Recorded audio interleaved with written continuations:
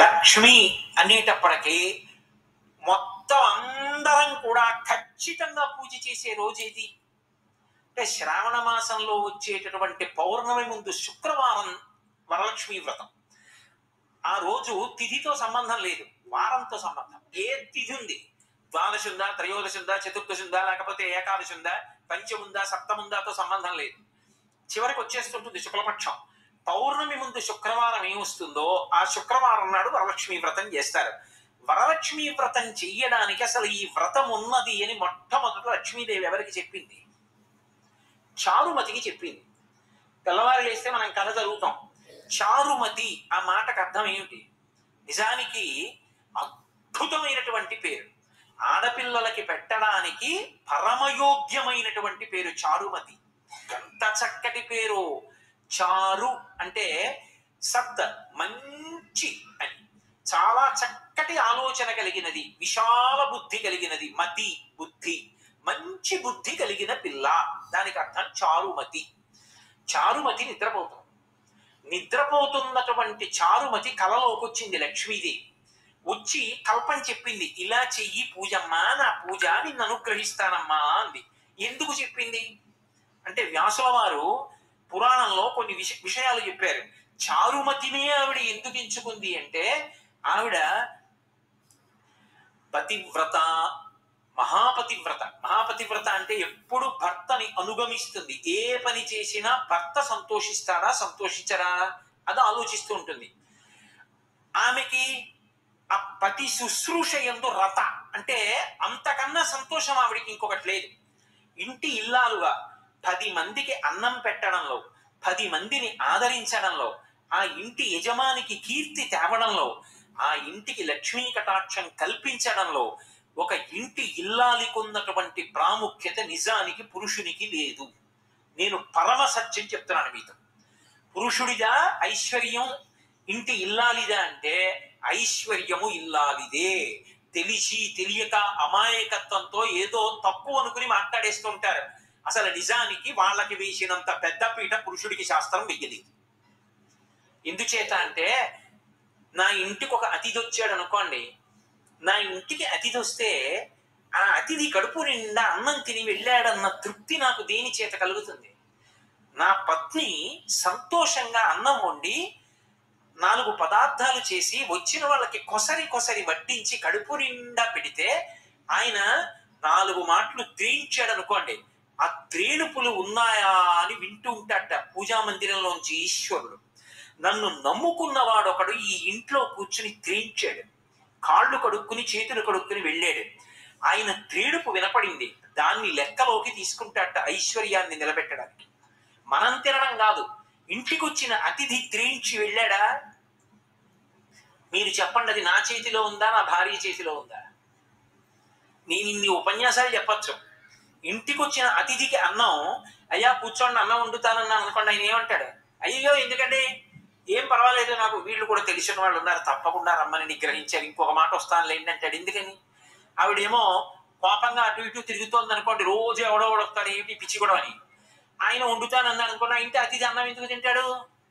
అదే అన్నయ్య గారు మీరు వెళ్ళడానికి వీలు లేదు, మీరు రావడం మా అదృష్టం, మీరు ఇవాళ చెల్లి చేతి భోజనం తిని వెళ్ళవలసిందే, అనుబంధం కూడా కలిపి నేను పెడతాను మీరు తినవలసిందే అని పరమోత్సాహంతో వండుతోంది అనుకోండి, వచ్చిన వాడు కాళ్ళు కడుక్కుని చేతులు కడుక్కుని అనుష్ఠానం చేసుకుని వచ్చి ఆ భోజనానికి కూర్చుని సంతోషంగా తింటాడు. ఇప్పుడు నా ఇంట ఒక అతిథి అన్నం తినడం ఎవరి మీద ఆధారపడింది? ఆమె మీద ఆధారపడింది. అంతవరకు ఎందుకు?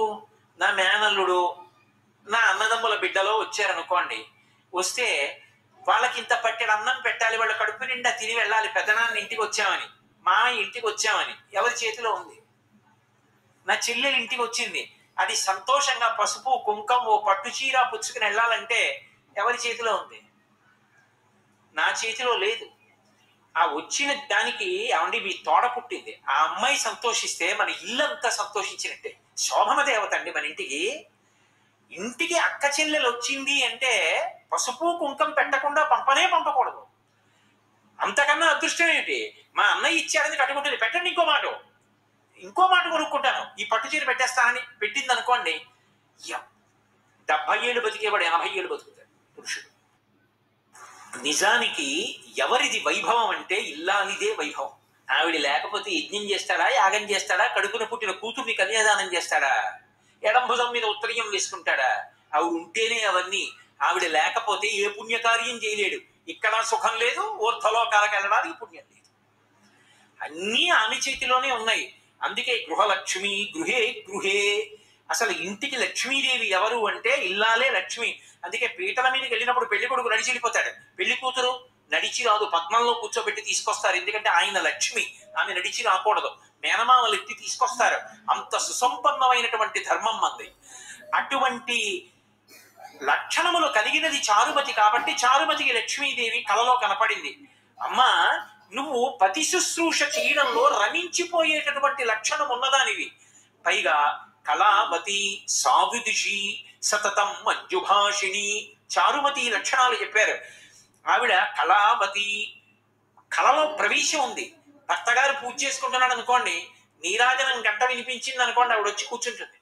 గీతం శ్రావయామి అన్నాడు అనుకోండి, ఆయన చక్కగా ఆవిడ అక్కడ కూర్చుని ఓ కీర్తన పాడుతుంది. ఆవిడ కీర్తన పాడుతుంటే ఆయన అలా కూర్చుని అప్పటి వరకు పూజ చేసి ఉన్నాడు కదా, కంజదలాయతాక్షి కామాక్షి అని పాడుతోంది అనుకోండి, ఆయన కళ్ళు మూసుకుని ఆ పాట వింటూ అప్పటి వరకు పూజ చేసి చేసి చేసి చేసి ఆర్ద్రతతో ఉన్నాడేమో. ఆ అమ్మవారు కుంజరగమని అంటే కామాక్షి శుక్రవారం మంటపంలో అమ్మవారు నడిచి వెడుతుంటే కాళ్ళకి పెట్టుకున్న గజ్జల చప్పుడు ఇక్కడ వింటూ మురిసిపోతాడు. ఇప్పుడు కళావతి, ఆవిడకి ఒక పాట వచ్చు, పాడింది. ఆవిడికి వీణ వాయించడం వచ్చు, ఇవాళ పాట పాడింది. రేపు వాద్యం ఘోషయామి, కాసేపు వీణ వాయిస్తుంది. ఆయన పూజలో పక్కనే అనుగమిస్తుంది. అనుగమించి ఆయనకి ఏం కావాలో ఆయన అడగక్కర్లేదు, అలా అందిస్తుంది. ఇద్దరూ కలిసి తరించిపోతారు. అందుకు చిటికిన పేరు పట్టుకు నడిచారు ఇద్దరు. అది జీవితంలో ఒక్కరోజు అలా అనుభవించింది లేదనుకోండి, ఏమి దాంపత్యం అలా దాంపత్యం. ఒక్కరోజు అలా కూర్చుని పూజ చెయ్యలేదు, అలా ఆయన అడగలేదు, ఆవిడ ఇవ్వలేదు. ఎందుకు ఇంకా అది, దానిలో ఏమి సంతోషం ఉంది అసలు? కాబట్టి కళావతి సావిదుషి, ఆమె మంచి ఆలోచన చెప్తుంది. పక్షపాత బుద్ధి లేదు, మా వాళ్ళు మీ వాళ్ళు అన్న బుద్ధితో ఉండదు. మంచి బుద్ధితో ఆలోచిస్తుంది. ఇవి చేస్తే మా ఆయన కీర్తి నిలబడుతుంది, ఆయన వృద్ధిలోకి వస్తారు, ఆయన ఆయువు నిలబడుతుంది. కాబట్టి నేను ఆయనకి ఈ సలహా చెప్పాలి. మంచి ఆలోచనలు చెప్తుంది. సావిదుషి సతతం మంజుభాషిణి, ఆమె ఏది మాట్లాడినా కర్కశంగా ఉండదు, పరమ మృదువుగా చిరునవ్వులు నవ్వుతూ చక్కగా మాట్లాడుతుంది. అందుకే అసలు ఒక ఇంటి లక్ష్మిదే ఏ కారణం చేత నిలబడుతుందో తెలుసా? నేను చెప్పట్లేదు ఈ మాట, మహాభారతంలో చెప్పిన మాట చెప్తున్నాను. లక్ష్మీదేవి ఏ ఇంట స్థిర నివాసం ఉంటుంది అంటే, ఏ భార్య భర్త కీచులు ఆడుకోరో, అస్తమానం నింద చేసుకోరో. ఆయనకేం తెలుసండి, మా పుట్టింట్లో బోల్డన్ని పూజలు, కానీ ఆయనకేం తెలుసు, నన్ను చూసి నేను మా అత్తారింటికి వచ్చిన తర్వాత నమస్కారం పెట్టాలని నేర్చుకున్నారు అందనుకోండి. ఎందుకు ఆ పూజలన్నీ? ఈశ్వర స్వరూపుడైన భర్తను నింద చేసేదానికి. లక్ష్మీదేవి పూజ చేసి బయటికి వచ్చి భార్యను నింద చేశాడు అనుకోండి, ఎందుకు ఆ పూజ? నీ ఇంటి లక్ష్మి ఆవిడ, ఆవిడ సంతోషపడడానికి నువ్వు చేసిన లక్ష్మీ పూజ ఎవరికి పనికి వస్తుంది? వాళ్ళిద్దరూ ఉల్లాసంగా ఉన్నారనుకోండి, సంతోషంగా ఉన్నారనుకోండి, అంతకు మించిన లక్ష్మి ఇంకొకటి లేదు. అందుకే విశ్వనాథ సత్యనారాయణ గారి 1000 పడగ నవల్లో ఒక మరచెంబు రడ్డు పెట్టి దాంపత్యాన్ని చూపించారు. ఎంత ఉన్నది అని కాదు, ఆ ఉన్న రోజులు సంతోషం, ఆ లేని రోజులు మధురమైనటువంటి అనుభూతి. ఆ లేని రోజులు కూడా దాంపత్యంలో మధురమైన చిగురుటాకులు, అవి ఇప్పుడు పండిపోయి పచ్చగా అయిపోయి రాలిపోయి ఇప్పుడు పెద్ద వటవృక్షమై నిలబడ్డారు ఇద్దరు. ఆ చెట్టు కింద ఎందరో బాటసారులు సేద తీరుతున్నారు. కానీ వాళ్ళ అలా వృద్ధిలోకి రావడానికి కారణం వాళ్ళిద్దరి మధ్య ఉన్న అన్యోన్యత, ఆ సంతోషం, ఆ ప్రేమ, ఒకరి మీద ఒకరికి ఉన్నటువంటి ఆ నిండుతనం, దాని చేత లక్ష్మీదేవి నిలబడుతుంది తప్ప అసలు భార్యాభర్తలు ఇద్దరు అస్తమానం దెబ్బలాడుకునే చోట లక్ష్మీదేవి నిలబడదు. కాబట్టి మంజుభాషిణి, ఒక్కొక్కసారి తిరస్కరించవలసి రావచ్చు, ఇది కుదరదు చెయ్యలేను అని చెప్పవలసి రావచ్చు, ఇది చెయ్యకండి అని చెప్పవలసి రావచ్చు. కానీ అది చెప్పడంలో ఒక అందం ఉంటుంది. అది ఆ సరళంగా మాట్లాడినటువంటి తీరు ఆకర్షిస్తుంది. మీరు ఏదో ఒక విషయం చెప్పాలనుకున్నారు అనుకోండి, అయ్యా మీరు చెప్పిన ప్రవచనం విని నాకు లక్ష్మీ కటాక్షం గురించి ఒక్క ఆలోచన వచ్చింది, మీతో పంచుకోవచ్చా అని అడిగారు అనుకోండి.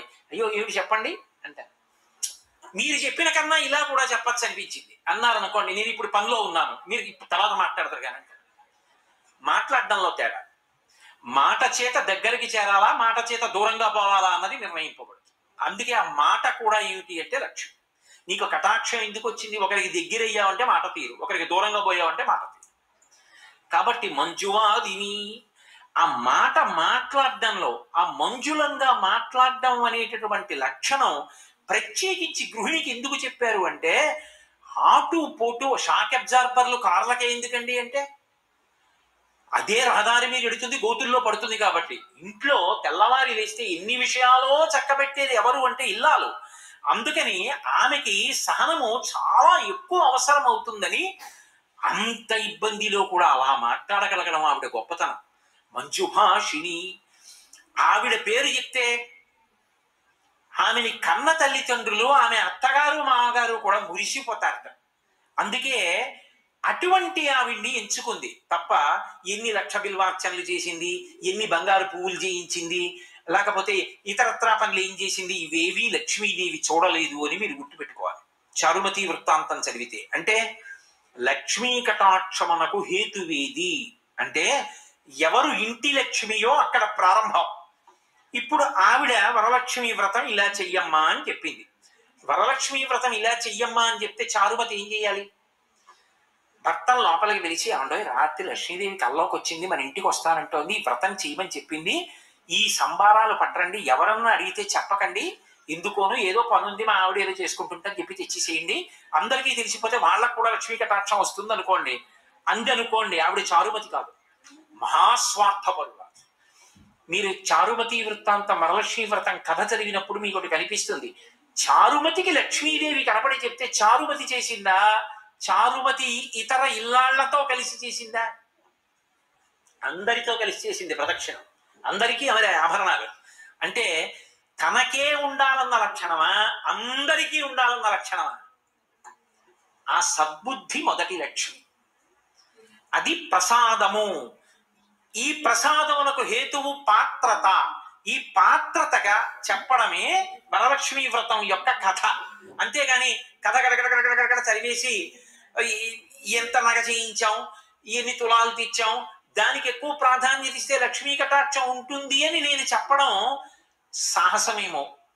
కాబట్టి పాత్రత నిలబడము అంటే అసలు ఆ బుద్ధి కలగడం. ఆ బుద్ధి ఆవిడ అనుగ్రహంతో కలగాలి. ఆవిడ అనుగ్రహం కలగాలంటే ఒక్క నమస్కారం చాలు ఆవిడికి. పెడితే ఆవిడ అనుగ్రహాన్ని ఇస్తుంది. ఇప్పుడు ఆ పాత్రత కలిగితే ఆవిడ వర్షిస్తుంది. ఈ ప్రసాద బుద్ధి పోయిందనుకోండి, ఇన్ని అనుభవిస్తూ ఒక రోజున ఇవన్నీ నేను సంపాదించినవే, భగవంతుడన్న వాడి స్థానం పోయింది అక్కడ. ఆవిడ అనుగ్రహం ఇంత పైకి ఎత్తింది అని అనలేకపోయాడు. అనలేకపోతే ఆవిడ ఏం చేస్తుందంటే, నువ్వే సంపాదించావు కదా, ఏది నీ ప్రయత్నం ఇచ్చి వస్తుందేమో అంటుంది. ఇప్పుడు సిరిదా వచ్చిన వచ్చును సరళితముగారికేళ సలిలము భంగిని, సిరిదా పోయిన పోవును కరివెంగిన వెలగ పండు కరణిని సుమతి. అప్పుడు బుద్ధి చెప్తుంది.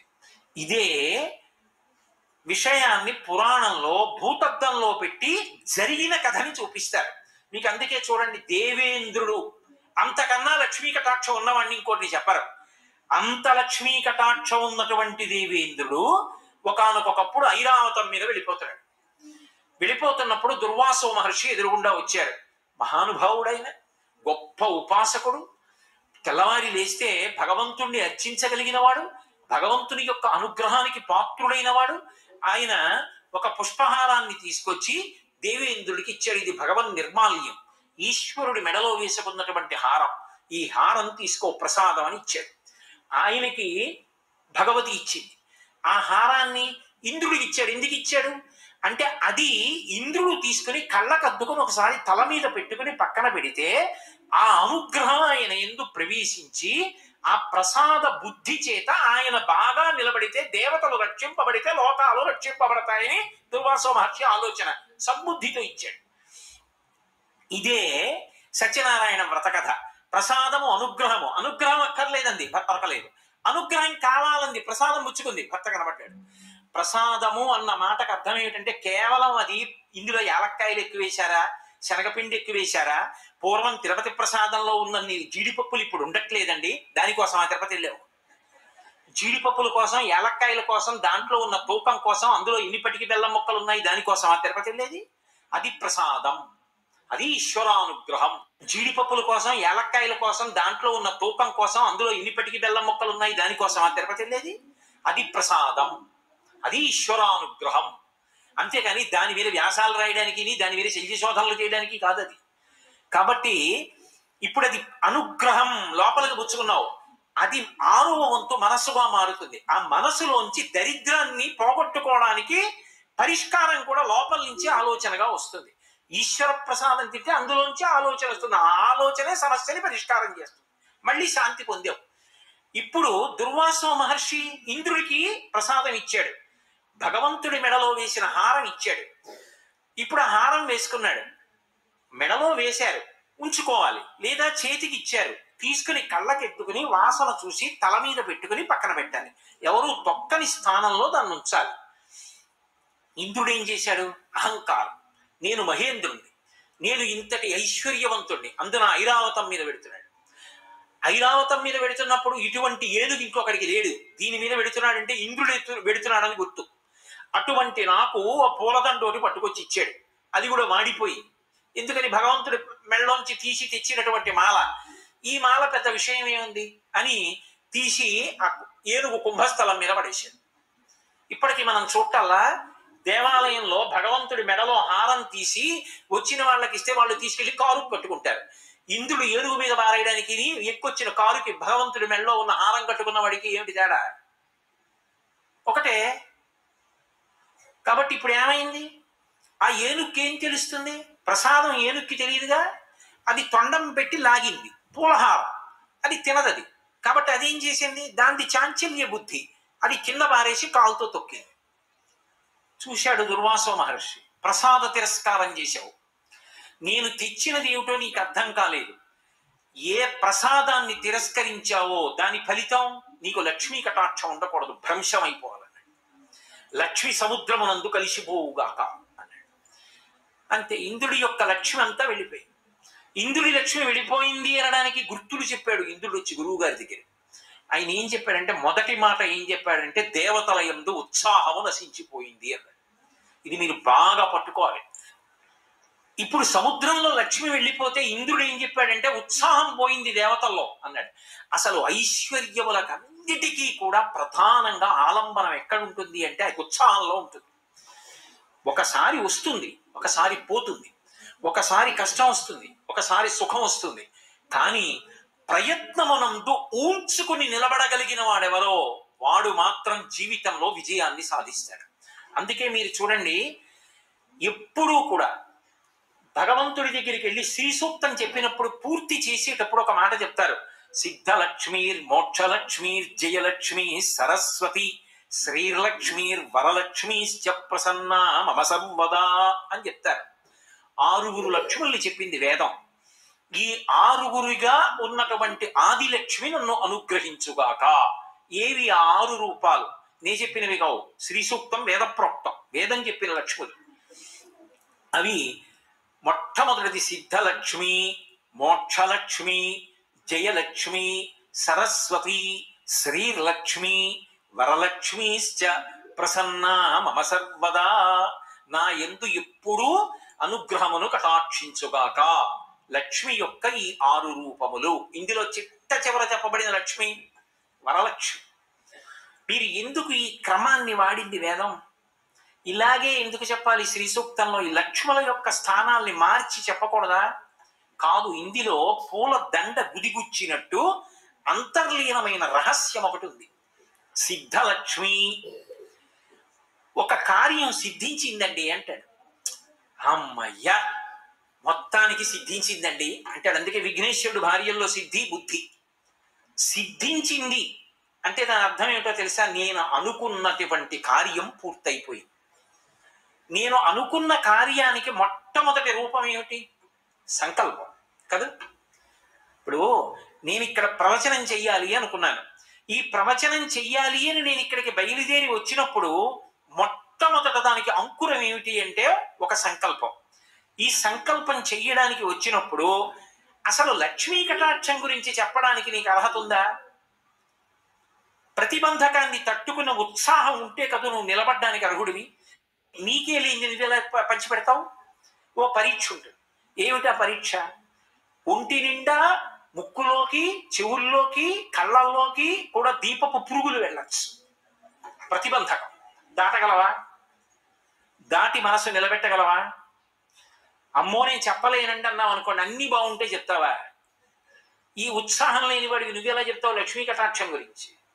కాదు, అవన్నీ ఉన్నా నాకు ఆవిడ గురించి చెప్పేటప్పుడు జ్ఞాపకానికి రావు. నాకు ఆవిడ గురించే మనసు నిలబడుతుంది. ఏమి ఉండనివ్వండి, ఎన్ని ఖర్చీనివ్వండి, నాకు ఆ చెప్పుకోవడం సంతోషం. 2 గంటలు చెప్పవలసిందే, నేను వెళ్ళను వెనక్కి అన్నాను అనుకోండి, ఆవిడ అనుగ్రహిస్తుంది. చెప్పిస్తానంటు అని పక్కన కూర్చొని చెప్పిస్తుంది. కాబట్టి ఇప్పుడు ఉత్థాన పతనాలు అంటే ఒక సంకల్పం మొదలై సంకల్పానికి ఆటుపోటు వస్తాయి. ఒకటి కలిసి వస్తుంది, ఒకటి ప్రతిబంధకం వస్తుంది. ఈ రెండిటి మధ్యలో నలుగుడు పడకుండా నేను సాధించి తీరుతానని తిరుగులేనటువంటి సంకల్పంతో నిలబడగలవా? ఆ నిలబడగలిగితే సంకల్పం పూర్తయిపోతుంది.